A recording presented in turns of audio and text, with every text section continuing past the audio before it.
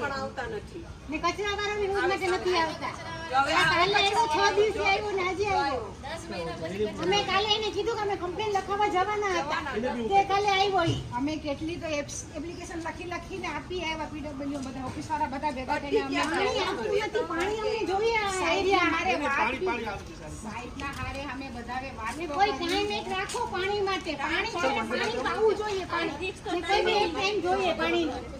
ટાઈમે ન તો પાણી ઉપર 3 વાગે આવે પાણી આવે સવાર ના આવે તો પછી એક ટાઈમ રાખો. વહેરાઓ લોકોને એડજસ્ટ થવું જોઈએ.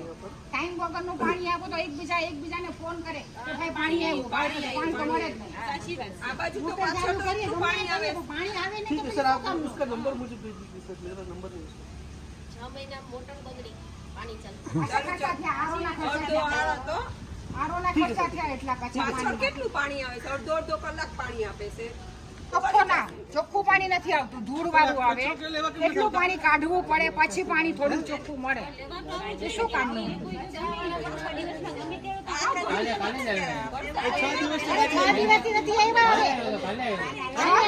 6 દિવસે કાલે આવ્યા. ત્યાં સુધી ડોલું પડી ગયું. તમારા ઘરમાં કચરો લઈ જાવ ને તમારા ઘરમાં રાખો અને તમે એ ઘરમાં 6 દિવસ રાખો તમને કેવું લાગે? પછી એના લીધે અમારા લોકોને કૂતરા હેરાન કરે. ચપ્પલું ખવાઈ જાય, પગલું છણિયા ખવાઈ જાય. ચપ્પલ બહુ છોકરાને સ્કૂલમાં પૂછવું પણ ખવાય તમને આમ સંભળાય છે, તમને શરમ જેવું લાગે છે કે નહીં? તમને કાલે જ કીધું હતું આજે એમની હેઠવાડો હોય એ આપણા ઘરમાં રાખીએ, આપણે જમી શકીએ એમાં? આપણા ઘરમાં જમી શકીએ? હા, વાસ આવી જાય હા એટલી. પછી ક્યાંય નાખવા ન દેવા. આ 2-3 કૂતરા છે ને એને બી પકડવાના છે. દીવમાં પારસીવાડા ડીએમસીની પાછળ છેલ્લા 4-5 માસથી પાણી નહીં મળતા મહિલાઓએ કાઉન્સિલરને કરી ફરિયાદ. કચરાની ગાડી પણ ઘરે ઘરે નિયમિત આવે તેવી પણ મહિલાઓએ કરી રજૂઆત. દીવમાં રસ્તાઓના કામ ચાલુ હોવાથી અનેક વિસ્તારોમાં પાણી હજુ નિયમિત મળતું નથી. દીવના પારસીવાડા ડીએમસીની પાછળ છેલ્લા 4-5 માસથી પાણી મળતું નથી, જેની અનેક ફરિયાદ ત્યાંના રહેવાસીઓએ કરેલ, પરંતુ તેમની સમસ્યાઓનો નિકાલ નહીં થતા મહિલાઓએ યુવા કાઉન્સિલર શ્રી ચિંતકભાઈ સોલંકીને ફરિયાદ કરતા શ્રી ચિંતકભાઈએ પીડબ્લ્યુડીના ઇજનેરને સ્થળ ઉપર બોલાવી અને પાણી ચાલુ કરવા જણાવતા ઇજનેરે 2-4 દિવસમાં પાણી ચાલુ કરશે તેવી ખાતરી આપી અને કચરાની ગાડી પણ નિયમિત નહીં હોવાથી એજન્સીના કર્મચારીને બોલાવી અને કચરાની ગાડી દિવસમાં 2 વાર રેગ્યુલર આવે તેવી તાકીદ કરી છે. માંદું હાજુ હોય તે ઈ દવાખાને જાય કે તમારા કચરાની વેઇટ કરે? બોલાવ કે પેલા છે ને 7:30 થી 8 વાગ્યાનો ટાઈમ હતો. કોઈ બી ગાડી આવે ને 7:30 થી 8 ના વચમાં આવે એટલે કામ નહીં થાય. ચાલે આપણે સાંજના પર થોડું એક ટાઈમ જ કયો કે ક્યાં ટાઈમે આવે. પાણી પણ ફિક્સ થાય છે. એમાં એવું છે કે આ જે લાઈનનું કામ ચાલુ છે ને એટલે બીજી બધું ડિસ્ટર્બન્સ છે એ આપણે કરાવશું, પણ પાણી તમને ગમે એમ આપણે ચાલુ કરાવીએ છીએ. ચોખ્ખું કરી આવવું ઈ જોઈએ. આપણે કંઈક કરાવીએ છીએ. માણસો સારામાં સારા રહે. આટલામાંથી તમે વારીને વયા જાવ તો આ શેરીનો શું વાક? આમાં માણસો નથી વસતા. ગાડી કચરો દેખાય એટલે ઉપાડવાની જવાબદારી બી તમારી છે કે નહીં? તમે કેમ ગાડીમાંથી કચરો ઉપાડતા નથી? કોક તમને એમ કે આ કચરો લઈ લો, તમે કેમ નથી લેતા? તમારી ફરજમાં નથી આવતું કચરો લેવાનું? ખાલી તમારે ગાડી જ ચલાવવાની છે, ગાડી જાય પોતાની રીતે નાખશે. શું કે ગાડી કેટલા દિવસ કાલે આવ્યો છે? એના 6 દિવસ પહેલા 6 ડોલું હતી લોકો કાલે 6 ડોલું પાડી. હું 3 દિવસ રજા ઉપર હતો પણ મને ખબર નથી બરોબર. અરે નવો ડ્રાઈવર તો આવો તો જોઈએ ને, પણ એને પૂછ ભાઈ તું આવ્યો તો અહીં? કાલે જ આવ્યા હતા. કાલે આવ્યા હતા, એના 6 દિવસ પહેલા આવ્યા જ નથી. નથી આવ્યા 6 ડોલું પાડી. આ લોકો ભાઈ તમે ખોટું બોલો છો. કાલે આવ્યા.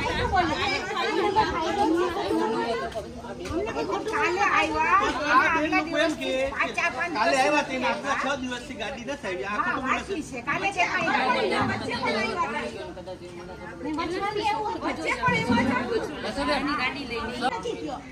ડીએમસી નથી કરતો તમે કે તમે કામ પૂરેપૂરું નથી પગાર એ કરતા. લોકોને આપો તો એ લોકો બી પૂરેપૂરું કામ કરે ને.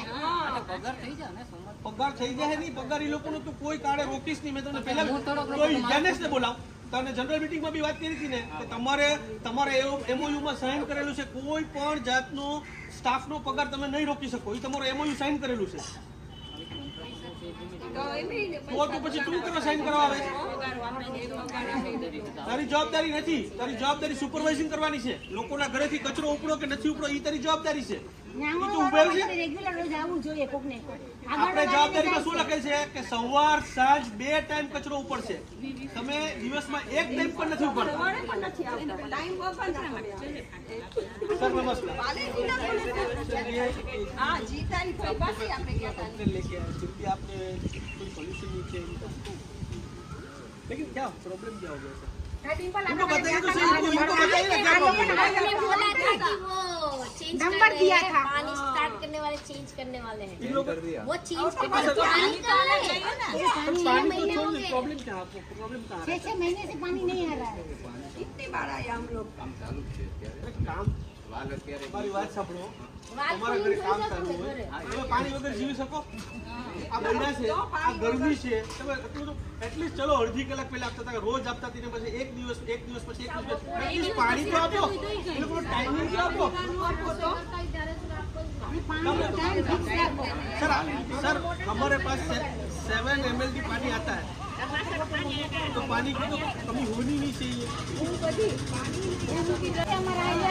ए भाई मुद्दा नहीं करो ने હવે પાણી ક્યારે આવશે अभी कल आज तो आया चलो ठीक है सर सर मेरी बात सुनिए 2 दिन का आप ऐसा कर रहे हो मैं उसको बोल रहा हूँ 2 दिन के बाद पानी आ जाएगा फिर नहीं आएगा तो हम लोग क्या करेंगे नहीं नहीं मैं इसको देखो करेंगे और एक चीज सर अभी इनका टैंकर में जो पानी और ये आता है ऐसे ये सब बोल रहे हैं पानी पीने का 4 ઘરે પાણી ફૂલ આવે છે એટલે કે નથી આવતું રસ્તા ઉપર આવે છે અહીંયા તક આવે છે અહીં આવતું નથી અને હોટલ વાળા હોય તો ટાકા નખાવીને થોડા પૈસા લેશે पानी में थोड़ी चोरी कराए એ લોકો કેવું જોઈએ ટાકા નખાવીને પછી શું કરીએ अभी सर एक टैंकर को भेज दो और ठीक है તમે એ વસ્તુ આ વસ્તુ નહીં ચાલે ખોટું લાઈન આ લોકોએ જે કહી હોય પણ એ વસ્તુ ખોટી થઈ છે આ વસ્તુ ન ચાલે આપણે કે પાણી આવે એટલે એમાં એવું છે કે કોઈ બી છે ને આ લોકોની ધ્યાન વગર છે ને કોઈ બી પોતાની રીતે કરવા માંડ્યા છે. એટલે એ લોકો બી કઈ 24 કલાક તો બેઠા હોય ની પાઇપમાં